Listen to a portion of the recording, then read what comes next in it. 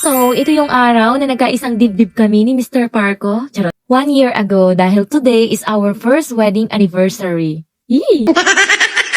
Ito yung ganap nung kasal namin. So, pinili namin ikasal sa civil wedding. Mas mabilis, mas practical, less gastos. Charot. So, maniniwala ba kayo kapag sinabi kong 6,000 pesos lang yung ginastos namin dito sa event venue ng kasal namin plus 2,000 pesos for photographer fee equals 8,000 pesos. Pero wait, hindi pa kasama dun yung transportation namin papunta dito ng Manila, yung food namin, yung handa namin after wedding. Dahil pagkatapos namin dito, dumiretso agad kami ng Pampanga. Doon na kami nag-celebrate, nag-order na lang kami ng food sa labas. So, pinili naming ikasal sa ganitong setup dahil limited lang yung days namin sa Pilipinas. So, 14 days lang kaming nakabakasyon dahil nga ikakasal lang kami. At yun yung rules ng company namin. Wala kaming choice kundi sumunod dahil hindi naman kami ang tagapagmana ng kumpanya.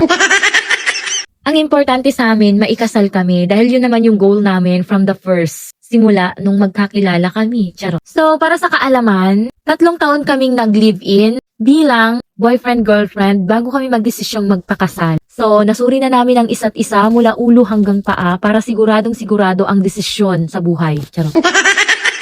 Sinigurado muna talaga namin, nakilala na namin ang isa't isa bago magpakasal pala. So, napag-usapan naman namin lahat, ay hindi pala lahat.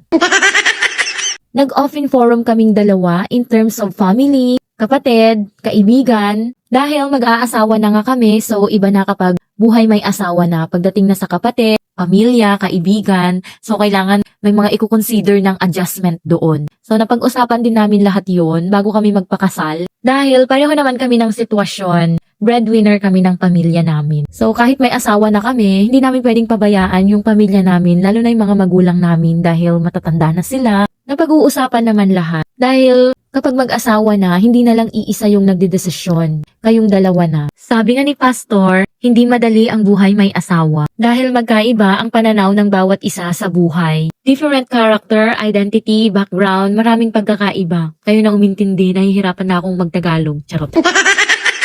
So, dito sa venue ng pinagkasalan namin, bilang lang yung taong papasok dito, 14 packs lang kasama na yung ikakasal. Pero kung gusto niyo naman isama lahat ng member ng pamilya para ma-witness nila yung pag-iisang dibdib nyo ng asawa mo, may additional na 100 pesos per head. Pero sa amin, sumobra kami ng 14 packs. Pero hindi na sila humingi ng additional payment dahil naghintay kami ng matagal sa kanila. Maraming ang ikinasal that day. So, hindi nasunod yung oras ng slotting ng appointment namin, kaya inabot kami ng hapon. So, sa mga OFW na katulad namin na gustong magpakasal sa mabilisang proseso, highly recommended ko talaga sa inyo itong MNS Wedding Event PH. For only 6,000 pesos, all-in package na yun. Sila na bahala lahat ng requirements sa Pilipinas, basta magbibigay ka lang ng pambayad sa kanila. Then, yung requirements naman na kukunin nyo dito sa ibang bansa, sila din yung magsasabi kung ano yung kukunin at ipapasa nyo sa may embassy. Like MECO dito sa Taiwan, hindi ko alam kung anong tawag sa ibang bansa. Sa mga staff naman nila, very accommodating naman sila, mababait sila lahat katsa. Kahit paulit-ulit ka magtanong. Located ito sa may Quezon City, malapit sa may Circle. Dumayo talaga kami ng Maynila para maisatuparan ang aming kasal, ang pag-iisang dibdib. Pero ang original plan talaga namin ng asawa ko. Paglapag namin ng airport, dediretso na sana kami dito para magpakasal. Magpipirma lang and then aalis na. Okay na, kasal na kami. Pero suggest naman ng mga magulang namin, gusto nilang ma-witness yung ceremony ng wedding namin. Kaya dali-dali akong nag-order sa Shein ng civil wedding dress. Kasi malapit na kaming umuwi, hindi pa kami makapag-decide kung ano talaga yung setup ng wedding namin. Kung kami lang bang dalawa or kasama yung pamilya namin. Kaya pati yung damit ng asawa ko, nirentahan na lang. Yung moment na ang tagal naming plinanong magpakasal pero hindi prepare yung mga susuotin namin. Kaya instant check out agad ako sa Shein. So lahat ng gamit ko dyan, yung bill, yung flower, yung sandals, yung dress, lahat yan Shein. At mura lang yan guys. DIY lang din yung makeup ko dyan. So ako na lahat nagkawang gawa para sa sarili ko. And okay naman yung kinalabasan. Napaka-smooth ng wedding namin ng asawa ko. Perfect na perfect. Walang kahasel-hasel. Sabi nga nila, kung kaloob ng langit, mangyayari kahit hindi mo ipili. What is meant for you will always be yours. God will give it to you at the best time, at the best moment. God is good dahil pinakilala niya sa akin yung lalaking tatratuhin ako ng tama. Naiyak tuloy ako.